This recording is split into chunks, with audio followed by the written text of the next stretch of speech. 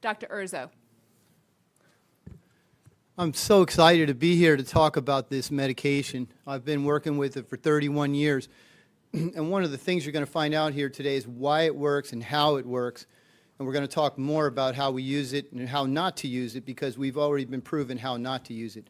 Now, to start off the day, I've got Dr. Mo Bean, who's one of the best educators in the country. He's a medical doctor. He spent almost the last 4 months doing COVID lectures on many different topics, and he's going to talk to us today about how hydroxychloroquine works at the cellular level. So if I can kick off the talk by turning us over to Dr. Mo Bean.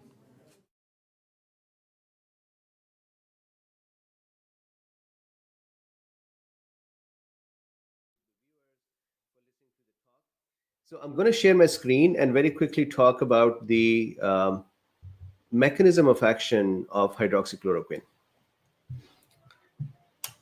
So look, hydroxychloroquine is a weak base.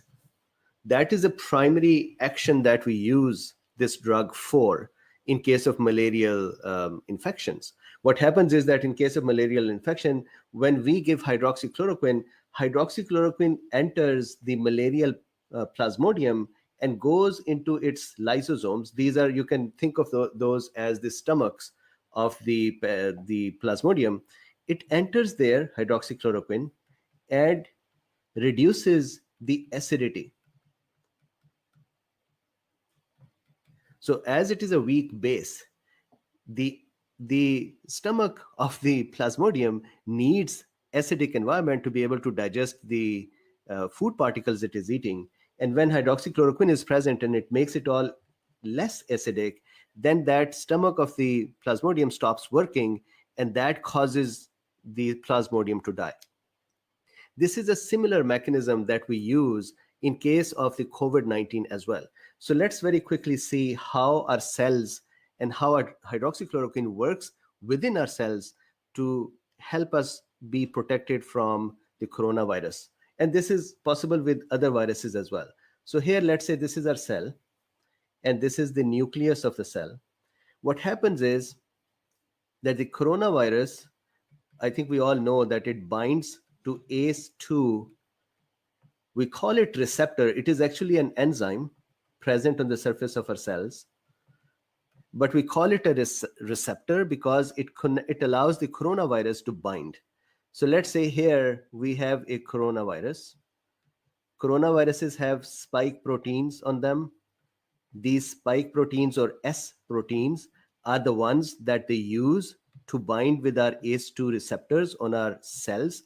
Once they have bound there, then what happens is that there is a thing we say that priming of the S protein occurs.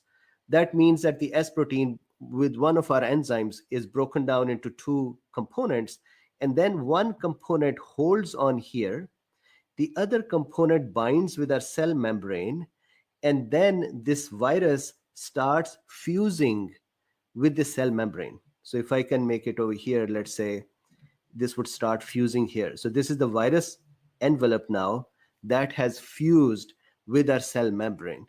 The result of that is that the RNA present in the virus would then be transferred into our cell. Once the RNA of the virus is in our cell, we call it messenger RNA because of its orientation.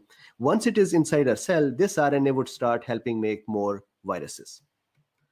Now, check this out. This is such a beautiful mechanism. Once the hydroxychloroquine enters our cells, it causes the cellular environment to become less acidic. Especially in the endosomes and in the Golgi apparatus. If you're a medical professional, you will know that Golgi apparatuses are necessary for the virus to then eject from our cells.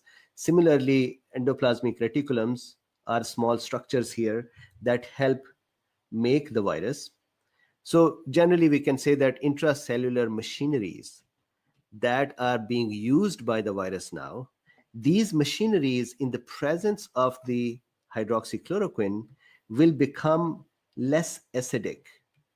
Because hydroxychloroquine is basic in nature, because it is alkaline in nature, it reduces the acidity inside the cell. That reduction in acidity does the following things. Number one, this fusion of the virus envelope with our membrane to then allow its RNA to arrive into the cell, this fusion is hindered. This fusion requires acidic environment inside the cell. And in the presence of hydroxychloroquine, because the environment inside the cell has become less acidic, the fusion becomes hindered. So that is one mechanism. Second mechanism is, and I want to make sure that we are aware of this, that it's not just that the hydroxychloroquine is a zinc ionophore. These are extra functions or mechanisms by which it helps. So the second mechanism is that when the hydroxychloroquine is present and the environment is alkaline, now the virus has an enzyme called RDRP, RNA-dependent RNA polymerase. This enzyme is the one that would help the virus make its copies. And alkaline environment is bad for this enzyme as well. All of the cellular machinery needs acidic environment. So the second issue that occurs for coronavirus in the presence of HCQ is that the RDRP cannot function correctly. And that is another mechanism by which hydroxychloroquine stalls or slows down the virus replication. Number three, the inside of these lysosomes and the Golgi apparatuses, or the endosomes, the machineries, inside there, the virus has its particles that are generated. So remember, viruses they cannot normally divide. They're not living cells with the division and the nucleus machinery. They are RNAs. So they need to be, their small components are made separately, just like a car is manufactured in separate components and then we put them together. Similarly, the virus components are made separately in the cell and then they are put together in the Golgi apparatuses. And Golgi apparatuses would also require acidic environment. And when the hydroxychloroquine is present, the Golgi apparatus and the endoplasms cannot work correctly. And the result is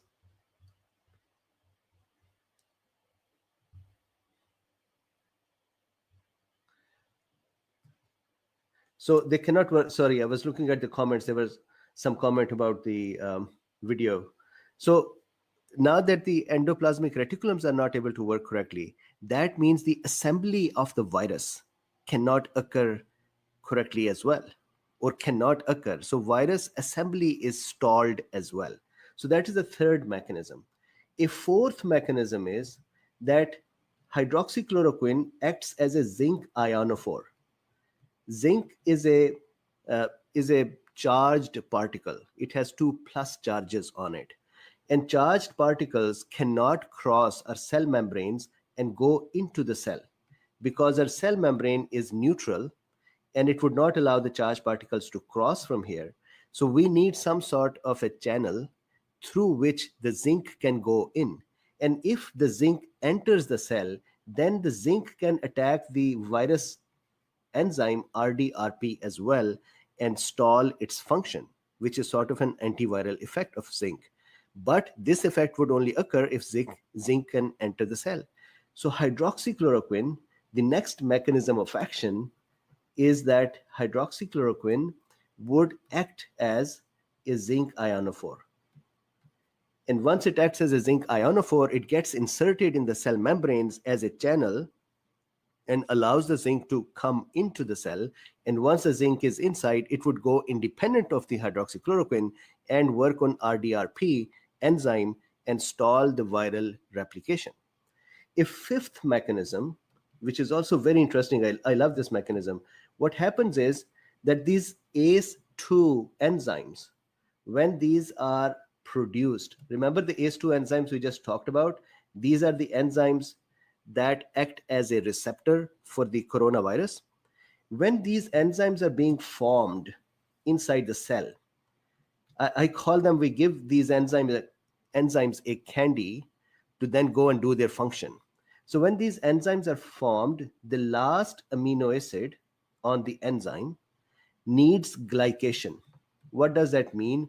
That means that we take a glucose molecule and we attach it to the ACE2 receptor or the enzyme, and that completes the enzyme.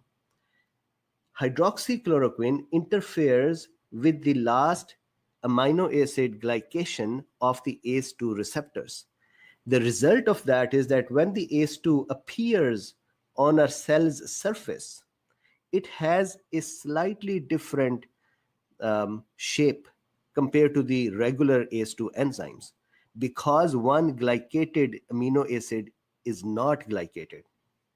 The result of that is that when coronavirus S protein tries to bind, so let's say this is the coronavirus again here, and the S protein is here, when it tries to bind with this modified ACE2, the affinity of binding is not strong enough and it kind of slips out. So that is the fifth mechanism. So if you now look at it, on one end, hydroxychloroquine would not allow an efficient binding of the coronavirus with our cells. Secondly, it would not allow the coronavirus to fuse with our cell membrane to allow its cargo, that is RNA, to enter the cell. Thirdly, if the RNA has entered the cell, the hydroxychloroquine has made the whole environment less acidic, which stalls the cell's activity. Then it is a zinc ionophore. So these are the mechanisms by which hydroxychloroquine stalls and stops the replication of the virus, and this is how it slows down the virus. And this is why it is also important that hydroxychloroquine is that I have for you today.